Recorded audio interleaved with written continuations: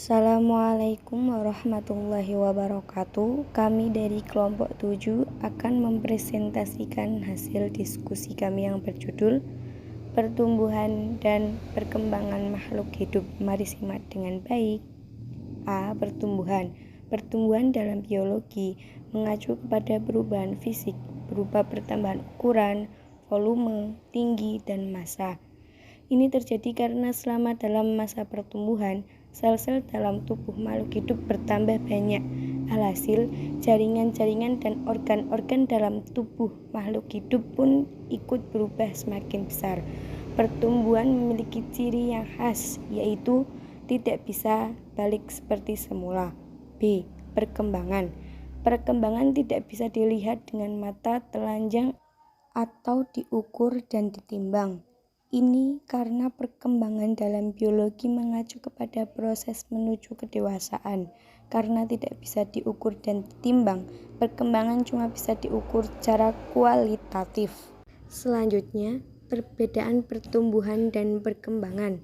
1. Berdasarkan sifatnya. A. Pertumbuhan bersifat kuantitatif, yang artinya dapat diukur dan dihitung dengan angka. B. Perkembangan bersifat kualitatif, yang artinya tidak dapat diukur atau dihitung dengan angka. 2. Berdasarkan penglihatan. A. Pertumbuhan dapat dilihat secara fisik dengan penglihatan luar. B. Perkembangan tidak dapat dilihat secara fisik, tetapi hanya dapat diidentifikasi dari kenampakan dalam. 3. Berdasarkan prosesnya. A. Pertumbuhan mengalami proses yang cepat di awal usia hingga remaja. B. Perkembangan prosesnya terjadi seiring berjalannya waktu. 4. Berdasarkan batasannya. A. Pertumbuhan prosesnya dibatasi oleh usia. B. Perkembangan tidak dibatasi oleh usia. 5. Berdasarkan keterulangannya. A. Pertumbuhan bersifat irreversible, maksudnya tidak dapat terulang. B. Perkembangan bersifat reversible, maksudnya dapat terulang. Masa pertumbuhan dan perkembangan pada manusia. Semua makhluk hidup memiliki batas waktu maksimum untuk bertumbuh dan berkembang. Kalau pada manusia, kita biasanya bertumbuh dan berkembang hanya sampai usia 20-25 tahun. Kalau kita sudah berhenti bertumbuh dan berkembang, berarti kita sudah dewasa. Ciri-ciri kedewasaan ini terlihat pada perubahan bentuk tubuh kita. Kalau pada laki-laki, ciri-ciri ini terlihat dari adanya jakun, tumbuhnya kumis dan jenggot. Sementara pada perempuan, ciri-cirinya terlihat pada tumbuhnya payudara dan pinggul yang membesar. A. Faktor yang mempengaruhi pertumbuhan dan perkembangan. 1. Faktor genetik. 2. Faktor makanan. 3. Faktor hormon. B. Pola pertumbuhan dan perkembangan pada manusia. Pola pertumbuhan dan perkembangan ini dibagi menjadi 2 fase, yaitu 1. Fase embrionik. Fase ini adalah pertumbuhan dan perkembangan sumbrio dan fetus di dalam uterus saat masa kehamilan hingga melahirkan. 2. Fase pascrembionik. Fase ini merupakan proses pertumbuhan dan perkembangan terjadi setelah lahir. Proses pertumbuhan pada tumbuhan dan faktor yang mempengaruhinya.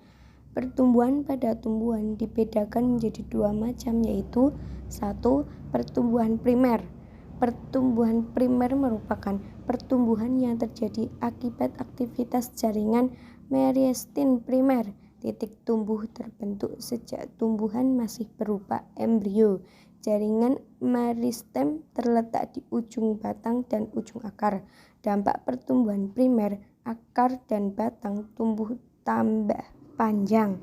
Pertumbuhan primer memungkinkan akar menembus tanah dan ujung batang mencapai matahari. Akhirnya, bakal akar dan bakal batang akan membentuk sistem akar dan sistem tanjuk. Daerah pertumbuhan pada akar dan batang berdasarkan aktivitas terbagi menjadi 3 daerah, yaitu A. Daerah pembelahan, B. Daerah pemanjangan, dan C. Daerah diferensiasi. 2. Pertumbuhan sekunder. Pertumbuhan sekunder ini terjadi oleh aktivitas jaringan meristem sekunder. Contoh, jaringan meristem sekunder adalah jaringan kambium pada batang tumbuhan dikotil dan gimnosperm sel-sel jaringan kambium senantiasa membelah. Pembelahan ke arah dalam membentuk xilem atau kayu, sedangkan pembelahan keluar membentuk phloem atau kulit kayu. Dampaknya aktivitas jaringan meristem pada kambium diameter batang dan akar bertambah besar. Faktor yang mempengaruhi pertumbuhan pada tumbuhan yaitu 1. Faktor internal, contohnya gen. 2. Faktor eksternal, yaitu nutrisi, cahaya, matahari, air dan kelembapan, suhu, dan tanah. Selanjutnya yaitu pertumbuhan dan perkembangan pada hewan. Pertumbuhan pada hewan ditandai dari bertambahnya ukuran seperti tinggi, berat, panjang, serta bentuk tubuh yang sifatnya tetap dan irreversibel. Sedangkan perkembangan yaitu proses perubahan bentuk organ-organ yang mengarah pada kedewasaan. Pertumbuhan dan perkembangan pada hewan terjadi pada seluruh bagian tubuhnya, diawali dari proses fertilisasi, yaitu proses terjadinya pertumbuhan sel telur dan dengan sel sperma. Pertumbuhan dan perkembangan pada hewan dibagi menjadi 2 fase, yaitu 1. Fase embrionik. Fase embrionik ini fase yang dimulai dari terbentuknya zigot sampai berkembang menjadi embrio. Zigot yang terbentuk dari proses fertilisasi antara sperma dan sel telur mengalami pertambahan jumlah sel akibat pembelahan secara mitosis. Jadi, zigot akan melakukan pembelahan sel lalu membentuk organ-organ hingga menjadi individu yang utuh. Tapi ada beberapa tahap yang harus zigot lewati, diantaranya 1. Tahap marula, 2. Tahap blastula, 3. Tahap grastula, 4. Tahap organogenesis. 2. Fase pasca embrionik. Kecepatan pertumbuhan dan perkembangan secara anggota tubuh tidak sama. Bertumbuh ini juga tidak terlangsung terus-menerus, bisa berhenti setelah mencapai dewasa.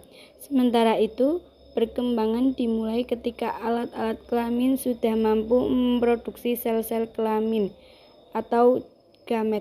Salah satu contoh fase pasca embrionik adalah metamorfosis.